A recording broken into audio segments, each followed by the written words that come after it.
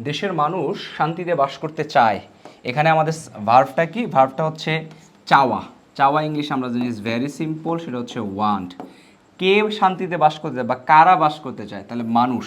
ওকে, মানুষ মানে আমরা পিপল বলতে পারি। কোথাকার পিপল? দেশের।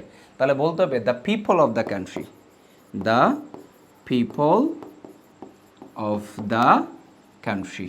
ওকে, কান্ট্রিটা ফিক্স, কারণ বাংলাদেশের কথা বোঝাচ্ছে, এই জন্য দা।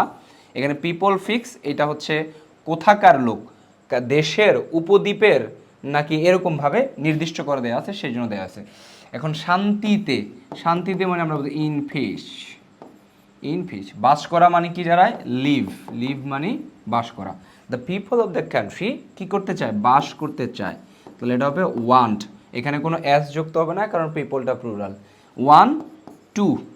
টু মানে বাস করতে, বাস করা মানে লিভ, আর করতে মানে টু লিভ। আমরা জানি খেতে মানে to eat, live. The people of the country want to live in peace, অর্থাৎ শান্তিতে বাস করতে চায়।